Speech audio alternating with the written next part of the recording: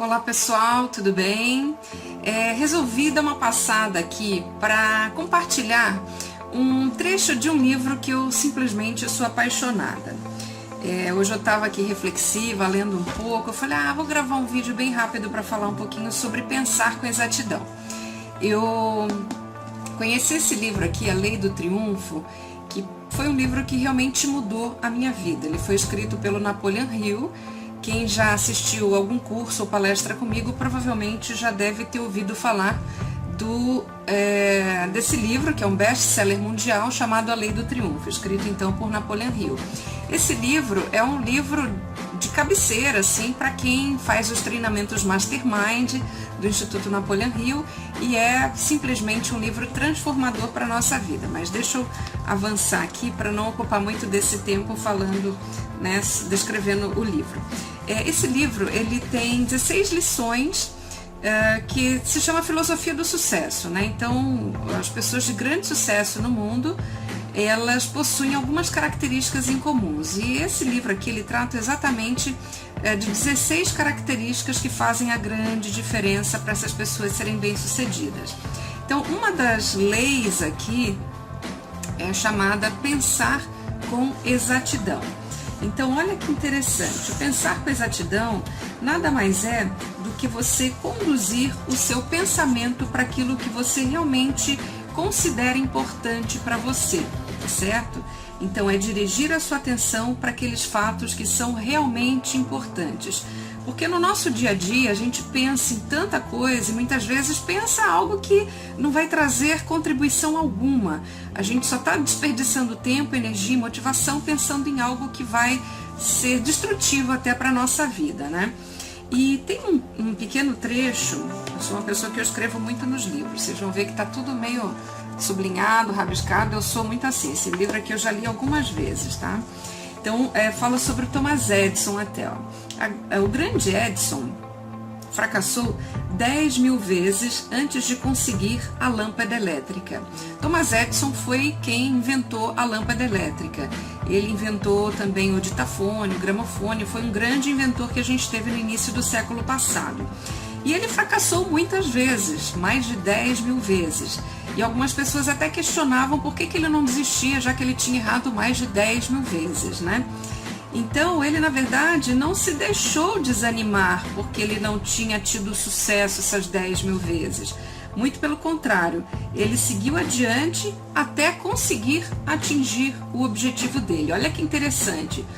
Quando a gente fala 2, 3, 4, 5 vezes, olha, na quinta a gente já está bem propenso a abandonar aquela nossa ideia inicial. Imagina você insistir por mais de 1.000, 2.000, 3.000 vezes, 10.000 vezes, até conseguir chegar de fato no seu objetivo. E o livro, esse capítulo ainda, ele traz um trecho bem legal que fala sobre o nosso subconsciente, Que o nosso subconsciente, ele possui duas características bastante interessantes. Perdi a página aqui, só um pouquinho que eu já acho, Isso aqui está sendo gravado sem corte, tá certo? Bem assim, natural, bem no improviso mesmo. Não no improviso porque eu realmente selecionei aqui o que eu queria ler, Então, o nosso subconsciente, ele é uma arma poderosíssima, Você sabe que a nossa mente, ela é dividida em duas. Temos a mente consciente, aquela que a gente consegue lembrar de pensamentos, coisas que acontecem na nossa vida. A gente está consciente de tudo que está acontecendo. E existe a nossa mente subconsciente, que é onde eu não consigo acessar facilmente, E a nossa mente subconsciente é a principal mente que nos governa. Então, o nosso subconsciente, ele possui uma característica bastante interessante, que ele grava as sugestões que nós lhe enviamos, então aquela parte que a gente não consegue acessar, ele consegue gravar as sugestões que nós lhes enviamos através da autossugestão. Então, aquilo que eu sugerir para o meu cérebro subconsciente, para a minha mente subconsciente, ele vai aceitar, tá certo? Então, se eu disser para mim que eu sou uma pessoa muito capaz, que eu sou uma pessoa que eu sou inteligente, que eu consigo aprender com facilidade, que eu sou uma pessoa que eu sou bastante realizadora, que aquilo que eu me proponho a fazer eu faço e consigo resultados. Então eu estou sugerindo para mim isso continuamente. Eu posso colocar no papel e ler para mim e eu estou então fazendo essa sugestão para mim mesmo. Então essa é uma das características bem interessantes do nosso subconsciente.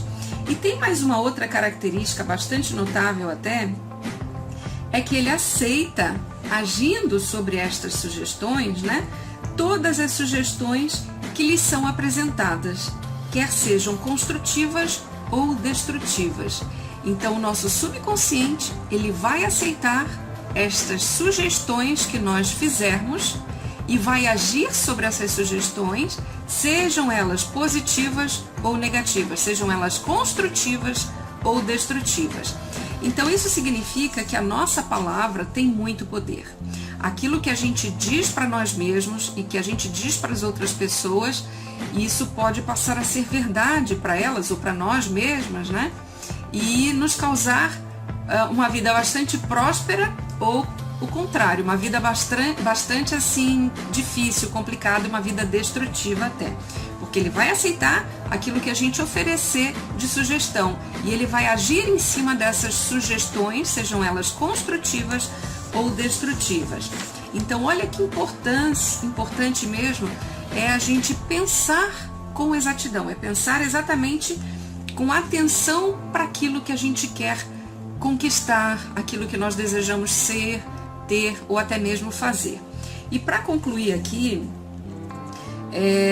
eu quero deixar também uma reflexão bem legal, tá? Um trecho pequeno aqui do livro, que é: se você já teve assim contato com a vida agrícola, você compreende que são necessários certos preparativos antes de se produzir a colheita. Sabe de certo que as sementes não germinam nos bosques e exigem sol e chuva para poder nascer. Sabe igualmente que o agricultor tem de preparar o solo e depois semear o grão. Depois de feito tudo isso, espera então que a natureza realize a sua parte no trabalho e ela cumpre a sua tarefa no tempo devido, sem auxílio externo.